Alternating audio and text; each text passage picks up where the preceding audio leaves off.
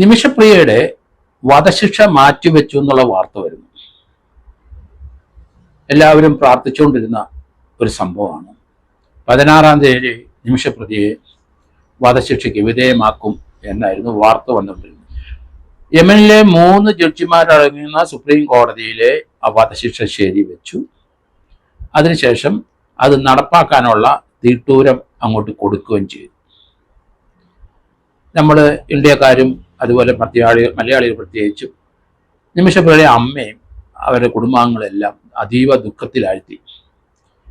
അവർക്ക് ബ്ലഡ് മണി കൊടുക്കാം എന്ന് പറഞ്ഞ് 70 ലക്ഷം രൂപ ആ ദലാലിൻ്റെ കുടുംബക്കാർ സമ്മതിച്ചതാണ്. പക്ഷെ അവിടെ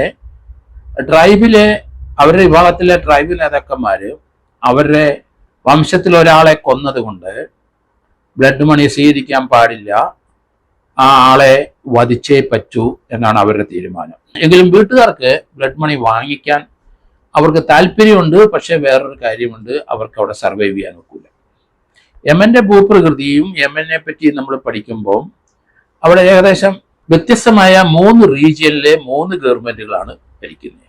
ഹൂതികൾ അറിയാം നമുക്ക്, അവര് കപ്പലുകൾ, അമേരിക്കൻ കപ്പലും യൂറോപ്യൻ കപ്പലൊക്കെ ആ വഴി വന്നാൽ അത് പിടിച്ചെടുത്ത് ലൂട്ട് ചെയ്യുന്ന ഹൂതികളുടെ നാടാണ് യമന്റെ. അവിടെ മേജറായിട്ടുള്ള ഒരു സ്ഥലത്ത് അവിടെ ഭരണം നടക്കുന്നുണ്ടെങ്കിലും റിബലായിട്ടുള്ള 2-3 സ്ഥലത്ത് അവിടെ വ്യത്യസ്തമായ രീതിയിലാണ് ഈ ഭരണം നടക്കുന്നത്. എന്തായാലും അവിടുത്തെ ഒരു ജയിലില് യമനില് തടവിൽ പാർപ്പിച്ചിരിക്കുന്നിടത്ത് അവിടെ മറ്റു പ്രശ്നങ്ങളൊന്നുമില്ല, വളരെ സൗഖ്യവതിയായിട്ട് തന്നെയാണ് അവിടെ കഴിയുന്നത്. ഇതിന്റെ തുടക്കത്തില് എന്നെ ഡൽഹിയിലുള്ള അഡ്വക്കേറ്റ് ദീപ ജോസഫ്, സുപ്രീം കോടതി പ്രാക്ടീസ് ചെയ്യുന്ന അഡ്വക്കേറ്റ് വിളിച്ചു.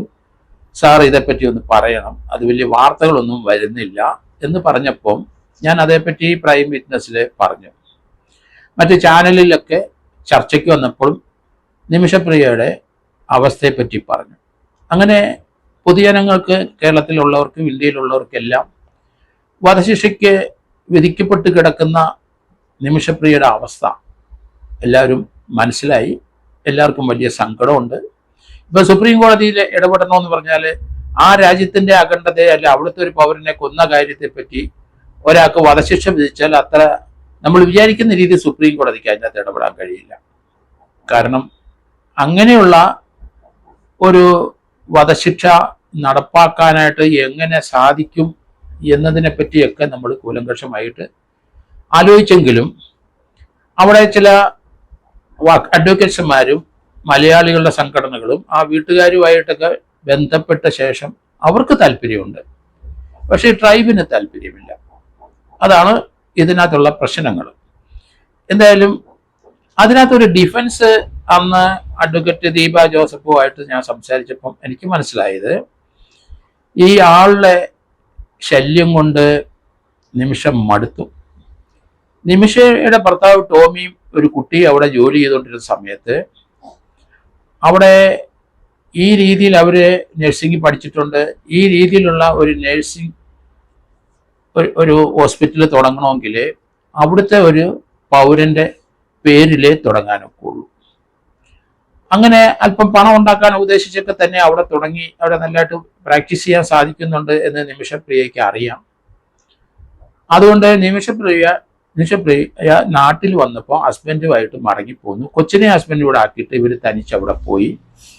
ഇവരുടെ സുഹൃത്തായ യമൻ പൗരൻ, അയാളെയാണ് കൊന്നെന്ന് പറയുന്നത്, അയാൾ ഇവരുടെ ഒപ്പം നാട്ടില് തൊടുപുഴയിൽ വന്നു ഒരാഴ്ചയൊക്കെ താമസിച്ച് ഇവിടെയൊക്കെ ഇഷ്ടപ്പെട്ട് അയാൾ മടങ്ങിപ്പോയി. അയാള് നിമിഷപ്രിയയെ സഹായിക്കാം എന്ന് പറഞ്ഞാണ് പോയത്. അവിടെ ചെന്ന് കഴിഞ്ഞപ്പം അയാളുടെ ഭാര്യയാണെങ്കിൽ മാത്രമേ ആ സ്ഥാപനം നടത്താൻ കഴിയുള്ളൂ. അതുകൊണ്ട് നിമിഷപ്രിയയെ കല്യാണം കഴിച്ച് ഒരു റെക്കോർഡ് അയാൾ ഉണ്ടാക്കി. അതിനുശേഷം അയാൾ പലരിടത്തും പറയും എൻ്റെ ഭാര്യയാണ് ഇവള്. അങ്ങനെ പറഞ്ഞു. ഉപദ്രവവും എല്ലാ ദിവസവും നല്ല കളക്ഷൻ ഉണ്ട്. അവ നിമിഷപ്രിയയെ സഹായിക്കാൻ അവിടുത്തെ ലോക്കലായൊരു മറ്റൊരു പെൺകുട്ടിയുണ്ട്. പക്ഷെ ഇയാള് മദ്യപിച്ച് ലഹരി അടിച്ച് വൈകിട്ട് ആൾക്കാർ ഇവരുടെ ആ ഷോപ്പ് അല്ലെങ്കിൽ ഹോസ്പിറ്റൽ അടയ്ക്കുന്ന സമയത്ത് ഇയാൾ വന്ന് കയറും, മുഴുവൻ പണവും തൂത്ത് പിറക്കി കൊണ്ടുപോകും. അങ്ങനെ പട്ടിണിയായി, അവർക്ക് ജീവിക്കാൻ നിവൃത്തിയില്ല. അത് പണം കൊടുത്തില്ലേ ഉപദ്രവിക്കും. ഭീകരമായ മർദ്ദനമാണ് അയാൾ ചെയ്യുന്നത്. അയാളെ കൊണ്ട് പൊറുതി മുട്ടി, ഒരു നിവൃത്തിയില്ല ജീവിക്കാൻ. അവിടെ പെട്ടുപോയി. ഇയാൾ പാസ്പോർട്ടൊക്കെ അയാൾ പിടിച്ചു വെച്ചു. എങ്ങനെ അവിടുന്ന് രക്ഷപ്പെടും? വല്ലാത്ത അവസ്ഥയിൽ തന്നെയായി. അങ്ങനെ വന്നു കഴിഞ്ഞപ്പോൾ നിമിഷപ്രിയയുടെയും ആ സ്ഥാപനത്തിൽ എപ്പോഴും വരുന്ന അവിടുത്തെ വലിയൊരു പണക്കാരനുണ്ട്. അയാളൊരു ഡോക്ടറാണ് എന്നും പറയുന്നുണ്ട്. അയാൾ അവിടെ വന്നപ്പോൾ ഇയാളുടെ ശല്യങ്ങളെല്ലാം കണ്ടു. അയാൾ പറഞ്ഞു, നിങ്ങൾ ഒരു കാര്യം ചെയ്ത്, നിങ്ങൾ നേഴ്സല്ലേ, ഒരു ഇഞ്ചക്ഷൻ കൊടുത്ത് അയാളെ മയക്കി കിടത്ത്, ബാക്കി കാര്യം ഞാൻ ഏറ്റു എന്ന് പറഞ്ഞതായിട്ടാണ് വാർത്തകൾ വരുന്നത്. അതാണ് അതിൻ്റെ ഒരു ഡിഫൻസ് എന്ന് തോന്നുന്നു. അങ്ങനെ അയാളെ പറഞ്ഞതുപോലെ ഇവരും മയക്കി കിടത്തി. പിന്നെ എന്ത് നടന്നു എന്ന് അറിയില്ല. പക്ഷെ ഇവരെ പ്രതിയാക്കി. കാരണം 40-42 കഷ്ണമായിട്ട് പല സ്ഥലത്തും അവിടെ കിടന്നു ആ ബോഡി എന്നാണ്. ഏതായാലും യമൻ പൗരനെ കൊന്നത് നിമിഷപ്രിയയും കൂടെയുള്ള അവിടുത്തെ നാട്ടുകാരിയുമാണ്. അങ്ങനെ കേസെടുത്തു. ലോവർ കോടതിയിൽ വധശിക്ഷയ്ക്ക് വിളിച്ചു. ഹയർ കോടതിയിൽ പോയി അപ്പീല്. സുപ്രീം കോടതി, അവിടുത്തെ ഏറ്റവും വലിയ കോടതിയിൽ 3 ജഡ്ജിന്റെ കോടതിയിലും പോയി. വധശിക്ഷ, അതിനൊരു മാറ്റവും ഉണ്ടായില്ല. പക്ഷെ അവിടെ ഒരു അറ്റോർണിയെ കൊടുത്തു. ഒരു വിവരവും ഇല്ലാത്ത, നിയമത്തെപ്പറ്റി ഒന്നും അറിയാത്ത ഒരാളെ നിമിഷപ്രിയയ്ക്ക് വേണ്ടി വക്കീലിനെ കൊടുക്കുകയും ചെയ്തു. ഒരു പ്രയോജനം ഉണ്ടായില്ല ആ അറ്റോർണി കൊണ്ട്. അയാളൊരു തിരുമണ്ടനായിരുന്നു. അയാൾക്കൊന്നും പ്രസന്റ് ചെയ്യാൻ അറിയില്ല. അയാളെ ഇപ്പൊ ഈ ഒരു ഡിഫൻസ് ഉണ്ടെങ്കിൽ ഈ ഡിഫൻസ് അവിടെ പറയണമായിരുന്നു. അങ്ങനെ ഒരു ഡിഫൻസ് അവിടെ ചെന്നിട്ടില്ല എന്ന് എനിക്ക് തോന്നുന്നു. അത് ഞാൻ ദീപ ജോസഫിനെ സുപ്രീം കോടതിയിലെ അഡ്വക്കേറ്റിനുമായിട്ട് സംസാരിച്ചപ്പോൾ ഈ ഡിഫൻസ് എങ്ങനെയെങ്കിലും അവിടെ എത്തിക്കണം, അതാണ് വേണ്ടത്. എന്തായാലും അവിടെ നിമിഷപ്രിയയുടെ പാലക്കാട്ട് നിന്ന് അമ്മ അവിടെ ഉണ്ട്. ടോമിയും അവരെല്ലാം പ്രാർത്ഥനയിലാണ്. 16-ാം തീയതി വധിക്കപ്പെടും. അതിന് മാറ്റമില്ല. അപ്പീലൊന്നും നടക്കില്ല. സുപ്രീം കോടതിയിൽ നമ്മൾ കൊടുത്തിട്ടും സുപ്രീം കോടതിക്ക് ഈ കാര്യത്തിൽ ഒരു പരിധി വരെ ഇടപെടാൻ കഴിയുള്ളൂ. മറ്റൊരു രാജ്യത്തിന്റെ ആഭ്യന്തര പ്രശ്നമാണ്. അവിടുത്തെ ഒരു പൗരനെ കൊന്നതാണ്. അത് തീർച്ചയായിട്ടും അവിടുത്തെ നിയമം അനുസരിച്ച് അവര് വധശിക്ഷയ്ക്ക് വിധിക്കുകയും ചെയ്യും. അങ്ങനെ വിധിച്ചു ഈ കേസിൽ. ഇന്ത്യയിലാണെങ്കിലും ശരി, നമ്മളെ ബോംബെ ഭീകരാക്രമണ കേസിലെ പാകിസ്ഥാൻകാരനാണ്. അയാളെ നമ്മൾ ജീവനോടെ പിടിച്ചു. നമ്മുടെ ഇവിടെ വിധി വന്നത് വർഷങ്ങൾക്ക് ശേഷം അയാളെ തൂക്കാൻ വിധിച്ചു, തൂക്കിക്കൊല്ലുകയും ചെയ്തു. അങ്ങനെ ഒരാളെ ആ രാജ്യത്തിന്റെ അഭ്യർത്ഥന പ്രകാരം നമുക്ക് മാറ്റാൻ കഴിയുമോ എന്നുള്ളതാണ്. ആ തൂക്കം മാറ്റാൻ കഴിയുമോ എന്നുള്ളതാണ്. യമനെ സംബന്ധിച്ചിടത്തോളം ആ രാജ്യത്തെ അവിടുത്തെ ഒരു പൗരനെ ഒരു മലയാളി നേഴ്സ് കൊന്നതായിട്ടാണ് അവിടുത്തെ കേസ് മുന്നോട്ട് പോയത്. അതിനകത്ത് വേറെ ആരെങ്കിലും സഹായിച്ചു എന്നുള്ള കാര്യങ്ങളൊന്നും അവിടെ വന്നിട്ടില്ല. ഇവര് തന്നെ ഇവരുടെ കൂടെയുള്ള യമൻകാരിയും കൂടെ ചേർന്ന് കൊന്നു. അങ്ങനെ കഷ്ണമാക്കി അങ്ങനെ അവരെ ഏതോ ഒരു ടാങ്കിലും അല്ലെങ്കിൽ അവരുടെ വെള്ളം ഒഴുകി പോകുന്ന ചാനലിലും അവിടെ ഒഴുക്കിക്കളഞ്ഞു എന്നാണ് ആ കേസുമായിട്ട് ബന്ധപ്പെട്ട വരുന്ന കോടതിയിൽ വന്നിരിക്കുന്ന വാർത്തകൾ. എന്തായാലും അവിടുത്തെ നിയമവ്യവസ്ഥ അനുസരിച്ച് തൂക്കിക്കൊല തന്നെയാണ്, വേറെ അപ്പീലില്ല. പക്ഷെ ഇപ്പം വരുന്ന വാർത്തകൾ അല്പം വ്യത്യാസമാണ്. കാരണം ഇവിടെ നിന്ന് കാന്തപുരം ആരോ ഒരാൾ, കേരളത്തിലെ ഒരു മുസ്ലിം പണ്ഡിതൻ ആ യമനിൽ വിളിച്ചിരിക്കുന്നു. അവിടുത്തെ ഒരു മത നേതാവിനെ വിളിച്ച നല്ല കാര്യം, നല്ല നീക്കമായിട്ട് അതിപ്പോൾ കാണാൻ കഴിയുള്ളൂ. കാരണം അവർ സംസാരിക്കുന്ന ഭാഷ അറബിയാണെങ്കിലും ശരി, യമനി ആണെങ്കിലും ചിലപ്പോൾ ഇവിടെയുള്ളവർക്ക് യമൻ ഭാഷയെ സംസാരിക്കാനല്ല, അവർക്ക് അറിയാവുന്ന ഭാഷ അറിയാം. അതിവിടെയുള്ള കാന്തപുരത്തിന് അതുപോലെയുള്ള ആൾക്കാർക്ക്, സ്കോളേഴ്സിന് അറിയാം. അങ്ങനെ അത് കൺവേ ചെയ്തിട്ടുണ്ട്. അപ്പോൾ അവർ തീർച്ചയായിട്ടും ഇടപെട്ടിട്ടുണ്ടെങ്കിൽ തൽക്കാലം വധശിക്ഷ മാറ്റിവെച്ച് കഴിഞ്ഞാൽ പിന്നെ കാര്യങ്ങൾ കുറച്ച് എളുപ്പമാവും. ഇവിടുത്തെ മുസ്ലിം നേതാക്കന്മാർ, ഇന്ത്യയിലുള്ള മുസ്ലിം നേതാക്കന്മാരും യമനിലുള്ള മുസ്ലിം നേതാക്കന്മാരുമായിട്ടൊക്കെ വലിയധികം ബന്ധങ്ങളും അവർ പറഞ്ഞാൽ അവർ അനുസരിക്കുകയും കേൾക്കുകയൊക്കെ ചെയ്യും. അപ്പം അങ്ങനെ ഒരു നീക്കം ഇപ്പം നടത്തിയത് വളരെ നല്ല കാര്യമായിട്ടാണ് എനിക്ക് തോന്നുന്നത്.